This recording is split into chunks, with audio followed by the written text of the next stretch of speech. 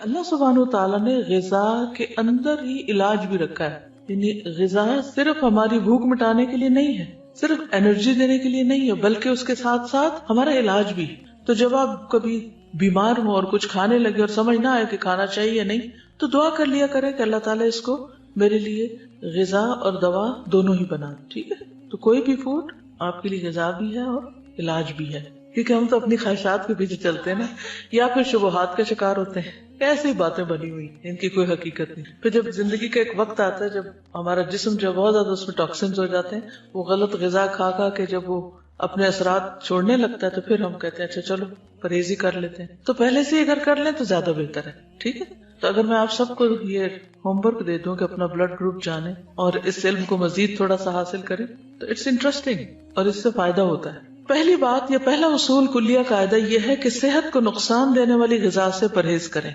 महमूद बिन लबीद रज़ियल्लाहु अन्हु से मरवी है कि रसूलुल्लाह सल्लल्लाहु अलैहि वसल्लम ने फरमाया, अल्लाह ताला अपने बंदे को जिससे वो मोहब्बत करता हो दुनिया से इसी तरह बचाता है जैसे तुम लोग अपने मरीज को खाने पीने से बचाते हैं, और खाने की सूरत में तुम्हें उसकी तबीयत खराब होने का अंदेशा होता है। अच्छा, कुछ चीजों की एलर्जी तो बहुत मामूली होती है, लेकिन कुछ बहुत सीवियर भी होती है, तो उसका भी आपको पता होना चाहिए, और जिससे एक दफा नुकसान हो जाए दोबारा उस रास्ते पे न जाए। रसूलुल्लाह सल्लल्लाहु अलैहि वसल्लम ने फरमाया, जब अल्लाह ताला किसी बंदे से मोहब्बत करते हैं तो उसे दुनिया से इस तरह रोकते हैं जिस तरह तुम में से कोई अपने मरीज को पानी से रोकता है। बाज बीमारियों में पानी पीना नुकसानदेह होता है, किसी को मालूम है?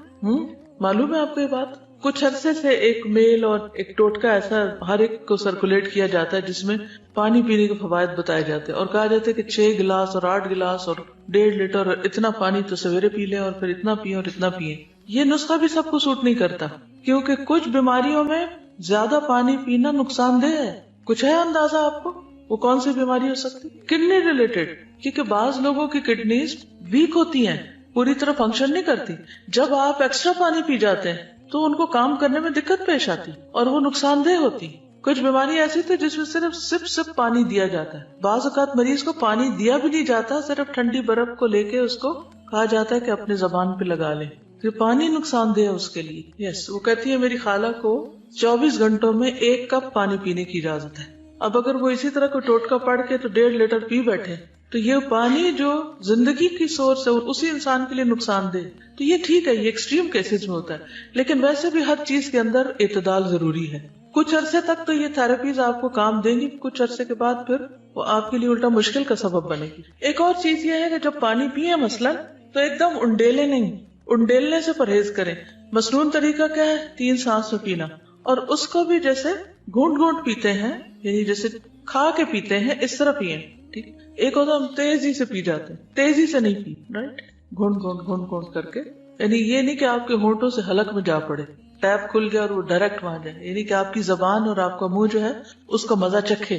इस तरह पीना ज्यादा फायदेमंद है। लेकिन हम लोग हर वक्त जल्दी में होते हैं ना, हम कहते हैं जल्दी से ये काम कर लें, जल्दी से वो कर लें, और फिर बस कुछ और करें। तो है फरमाते हैं कि मैं नबी सल्लल्लाहु अलैहि वसल्लम की खिदमत में हाजिर हुआ, आपके सामने रोटी और खुश्क खजूर थी, रोटी और खुश्क खजूर जैसे छुहारे होते हैं। नबी सल्लल्लाहु अलैहि वसल्लम ने फरमाया, करीब हो जाओ और खाओ।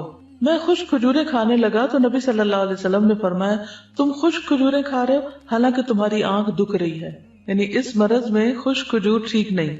मैंने अर्ज किया कि मैं दूसरी तरफ से चबा रहा हूँ, जो आंख दुख रही है उसकी तरफ से नहीं। इस जवाब पर रसूलुल्लाह सल्लल्लाहु अलैहि वसल्लम मुस्कुरा दिए। खाने के लिए हम सब कोई ना कोई रीजन तलाश कर लेते हैं, ठीक है। इससे क्या पता चलता है? परहेज की बात समझ आती है। बीमारी में खास तौर पर परहेज, जो चीज नुकसानदेह हो वो न इस्तेमाल की जाए। नबी सल्लल्लाहु अलैहि वसल्लम के पास तो जो भी इल्म था वो वही के जरिए था, ठीक है, तो इसलिए उन चीजों को तो हम एज इट इज ले सकते। फिर बिला वजह की दवाइयों से परहेज। कुछ लोगों को दवाइयां खाने का शौक होता है, तस्कीन होती है उनको दवा खा के। अच्छा, कुछ बच्चों में भी ये मिजाज पाया जाता है, वो बड़े शौक से दवा खाते हैं, जहाँ कहीं कोई दवा देखते हैं वो खाने के लिए मांगते हैं, क्योंकि अब कई तरह के फ्लेवर भी शामिल कर दिए गए दवाओं में। कोई वो सिरप पी जाएंगे, कोई गोलियां खा जाएंगे, तो अक्सर ये मसले रहते हैं छोटे बच्चों के साथ। कुछ बच्चे, उनको बहुत मुश्किल होती है दवा पिलाने में, वो नहीं पीते, उनके भी मिजाज फर्क होते हैं। तो छोटी छोटी तकलीफ में फौरन दवा नहीं लेनी चाहिए। पहली चीज ये है कि ग़िज़ा से इलाज करें, परहेज से काम लें, और अगर नहीं इलाज हो रहा, नहीं तकलीफ ठीक हो रही, तो दवा लें, और वो भी जरूरत की लें, और कसरत से परहेज करें। जी, پر. کیونکہ میں نے ایک ڈاکٹر سے پوچھا, انہوں نے مجھے کوئی دوا ریکمینڈ کی, تو میں نے کہا اس کے کوئی سائیڈ افیکٹس نہیں. وہ کہنے لگے ٹو بی ویری آنےسٹ, ہر دوا کے سائیڈ افیکٹس, یعنی کوئی اگر یہ کہے بھی نا کہ اس کے کوئی سائیڈ افیکٹس نہیں, تو یہ ماننے کی بات نہیں. ہر دوا کے, کیونکہ دوا ہے نا, اور خصوصاً ہماری دوائیاں جو بنتی ہیں سب اسٹینڈرڈ بھی ہوتی ہیں, اور اس کے علاوہ جو کیمیکلز اس میں ہوتے ہیں اور جو پروسیسڈ ہوتی ہیں بہت زیادہ. ایک تو ہوتا ہے نا کہ کوئی جڑی بوٹیاں ہیں یا کوئی غذا ہی سے ملتی جلتی دوائیں, اور ایک یہ ہے کہ ان کو اتنے پروسیسز سے گزارا جاتا ہے اور اس میں کلر شامل کر لیے جاتے ہیں کہ ان کے سائیڈ افیکٹس ہوتے ہی ہوتے ہیں. ٹھیک ہے, تو ہر دوا زہر ہے یا انقریب زہر بن جائے گی, کیونکہ جب اس کی کثرت ہو جائے گی, زیادہ وہ آپ کے جسم میں اس کی کوانٹٹی ہو جائے گی, تو وہ زہر بنی. جب دوا چھوڑے بھی تو اسٹیپ بائی اسٹیپ چھوڑے, ایک دم نہیں چھوڑے. حضرت عائشہ بیان کرتی ہیں کہ بعض اوقات رسول اللہ صلی اللہ علیہ وسلم کو کوکھ میں درد ہوتا اور بہت شدید ہو جاتا.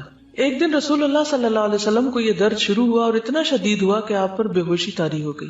ہمیں اندیشہ ستانے لگا, لوگ بھی خوف زدہ ہو گئے, اور ہمارے خیال کے مطابق آپ کو ذات الجم کی شکایت تھی, نمونیا جس کو بولتے ہیں. چنانچہ ہم نے رسول اللہ صلی اللہ علیہ وسلم کے منہ میں دوا ٹپکا دی, جس سے آپ کی وہ کیفیت ختم ہوئی.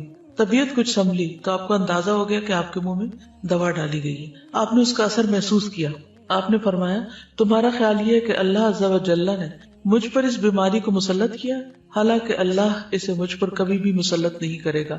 اس ذات کی قسم جس کے ہاتھ میں میری جان ہے, گھر میں میرے چچا کے علاوہ کوئی آدمی ایسا نہ رہے جس کے منہ میں دوائی نہ ڈالی جائے. یعنی ان سب نے مل کے میرے منہ میں ڈالی ہے, اب ان کے منہ میں بھی ڈالی جائے. ٹھیک, یعنی حتیٰ کہ کوئی شخص بے ہوش ہو یا بعض امراض ایسے ہیں کہ اس میں دوا دینے سے پہلے اس سے پوچھ لینا چاہیے. اس لیے بہت سے ڈاکٹر سائن لیتے ہیں کہ آپ راضی ہیں اس پر.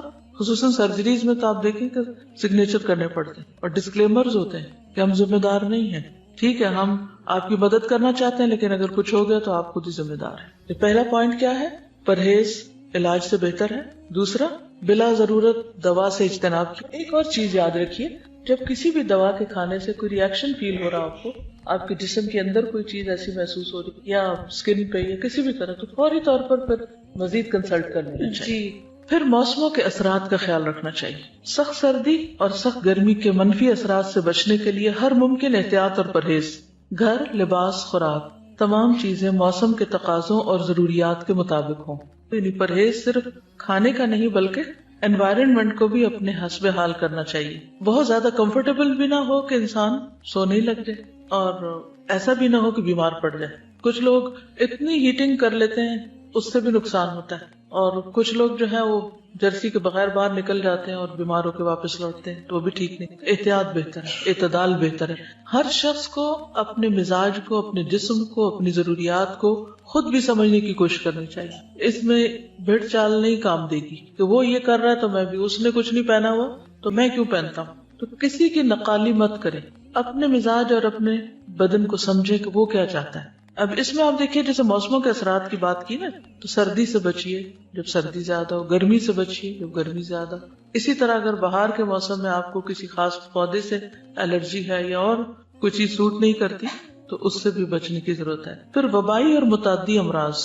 متعدی کس کو کہتے ہیں؟ کنٹیجس, جو دوسرے کو لگ جائے. جیسے فعل لازم اور فعل متعدی ہوتا ہے. متعدی کون سا ہوتا ہے؟ جو مفعول طلب کرتا ہے. تو اسی طرح متعدی بیماری وہ ہوتی ہے کہ جو ایک سے آگے دوسرے کو جا پہنچتی. امراض پھیلنے کے موسموں, خصوصاً برسات اور گرمی میں خصوصی حفاظتی تدابیر کرنا, مثلا پانی کے ذخائر صاف رکھنا, رہائشی علاقوں کے آس پاس مچھروں, مکھیوں اور دیگر کیڑے مکوڑوں کی امکانی افزائش کی روک تھام کے لیے ادویات وغیرہ چھڑکنے کا انتظام کرنا, اور اپنے تمام گرد و پیش کو حفظان صحت کے اصولوں کے مطابق ڈھالنا. گلے سڑے یا پہلے سے کاٹ کر رکھے ہوئے پھل یا سبزیاں کھانے سے پرہیز کرنا. یہ ساری چیزیں اس میں آ جاتی ہیں. یہاں پر حفاظتی ٹیکوں کی بات کی گئی ہے, جس کے میں پرسنلی سخت خلاف ہوں. اس لیے میں کسی کو بھی یہ مشورہ نہیں دیتی کہ وہ بچوں کو یا بڑوں کو حفاظتی ٹیکے لگوائیں. کئی لوگ فلو شاٹس لیتے رہتے ہیں, اور بعض لوگ بچوں کو جو حفاظتی ٹیکے لگواتے ہیں اور وہ سمجھتے ہیں کہ اس میں شفا ہے. اگر آپ اس پر تھوڑی سی ریسرچ کریں تو آپ کو پتہ چل جائے گا کہ یہ بذات خود بچوں کے اندر کتنی ڈسیبلٹیز پیدا کر دیتے ہیں.